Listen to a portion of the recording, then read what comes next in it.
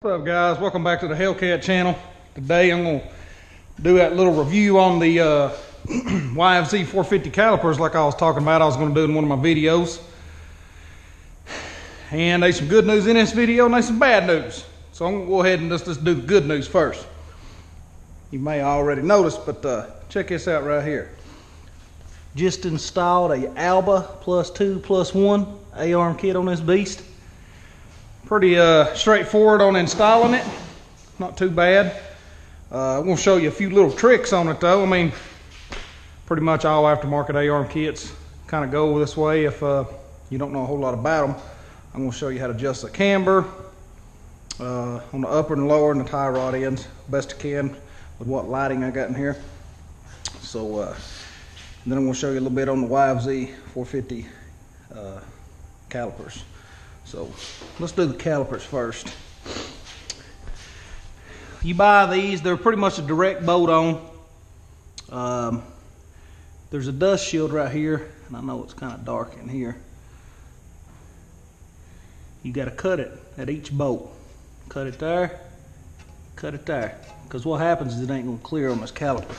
You might see it better over here. This straight up, cut that shield right there. Pretty much bolt puts them on. Now on the A-arm kit, guys, I'm gonna tell you what, I'm excited about this kit. I love the looks of it and the stance of it now. Pretty much the best way to set the camber on one of these is get you a little 2 or 3 foot level. You can do it with somebody sitting on it, off. I chose to do it off. Put the level right here and just, put it in the bubble. This adjusts your camber with the wheel leaning in. That's negative camber. Run the threads this way, that's camber out. You can do the same for the bottom. I chose to leave this set and just adjust the top one. Now, your tie rod ends, this one, loosen it, and that one up there, which you can see there.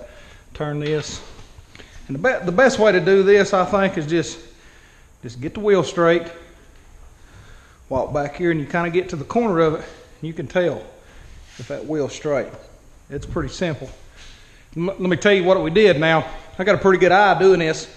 We actually threw the measuring tape on this one after I'd set this, and I was within a 1/16, measuring from here to here, spindle high, and then running it to the back, measuring here that way. Within a 1/16, that's how close I got it. But y'all give me some comments and feedback on what y'all think about this A-arm kit, and if y'all have got one, let me know how y'all like it. But I'm going to tell you something about these brakes now. These brakes, they're freaking sweet. These brakes stop 10 times better than your factory brakes. And the reason I put these on there is because it was running so fast on the pavement, I was boiling the front brake fluid and the brake would go out. It'd go completely limp on the handlebar. About caused me to wreck it once. But I'm going to show you how to bleed them brakes real quick too. So like I said, this is a YFZ 450 master cylinder. It's a direct bolt on. It's simple. You don't have to change this line.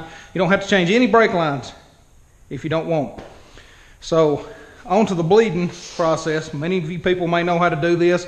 I'm going to show you the way I do it. Some people that watch this video may not know how to do it, may appreciate it.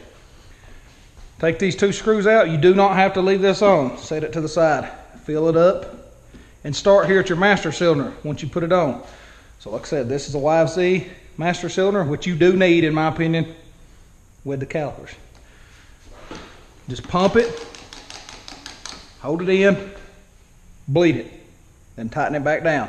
Pump it, hold it in, bleed it, then tighten it back down.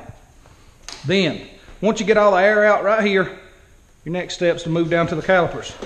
Now this process right here is going to be a little easier with somebody actually sitting on the ATV. Your wife, your buddy, whoever, it'll work. You can do it by yourself because I have done it. You just pump it real good, hold it in, come down here, pop that off, break it loose, bleed the air out, tighten it back down. Once you do this side, move to the other side. And I'm going to show you can do this by yourself. Just pump it, hold it in, pop that off, bleed it. Let the air out, tighten it back down, then let off. Do that several times, going back and forth. So if you just got done with this one, go to this one. Get done with that one, go back here until you have no air in the system. And you'll be really surprised at how the brakes will stop this thing. This thing actually do a stoppie now like a street bike. Some of the factory brakes would, mine wouldn't. But yeah, it's pretty slick.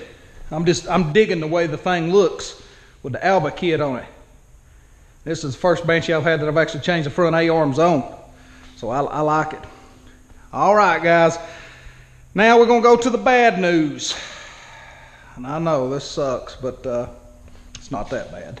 Here's the bad news. This is my stator. This is an OEM stator.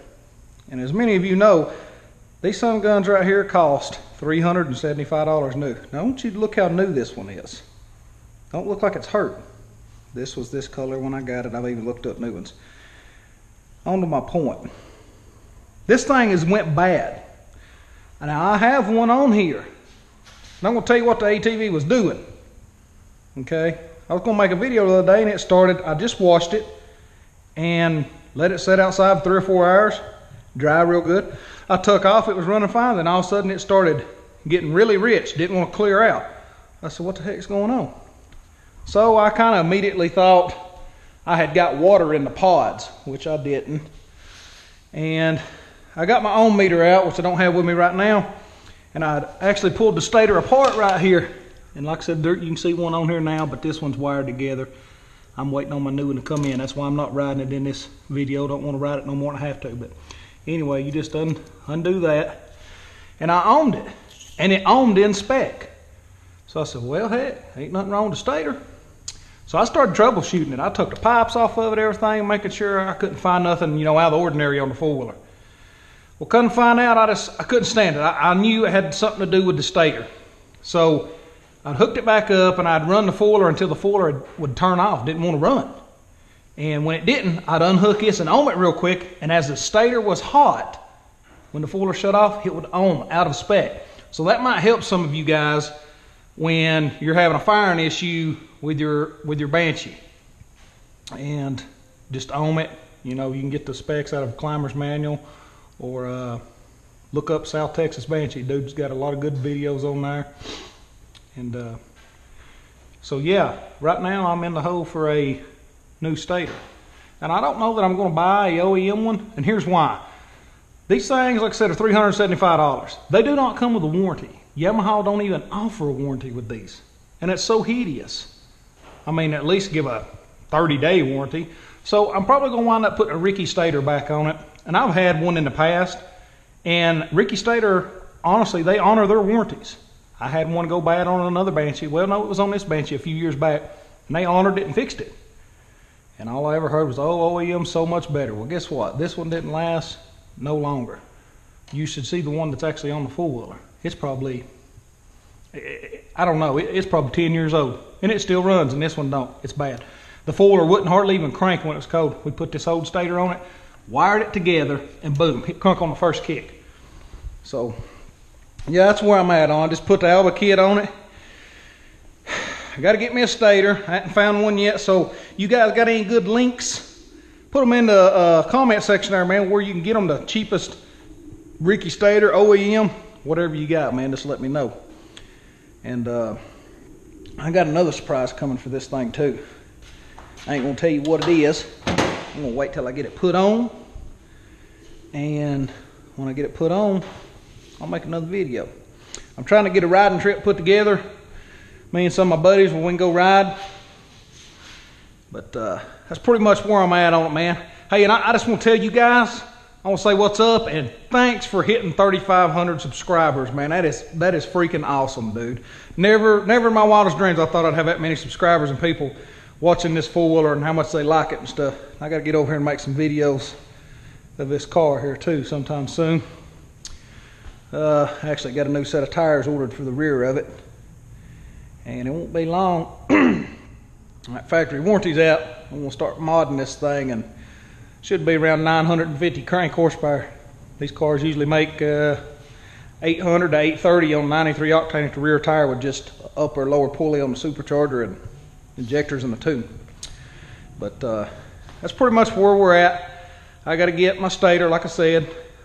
And yeah, you guys let me know what you think. And I guess that'd be the end of this video. But if you hadn't done it already, man, hit that subscribe button, smash it, share this video with your friends, and y'all just keep the comments coming, man. Heck, I like them. But this ought to be a pretty good little video. You get to look at the foiler a little better. I know it's a little dark in here, but it's what I got, man. So, hey, man, y'all have a good day. Take care of yourself. Peace out.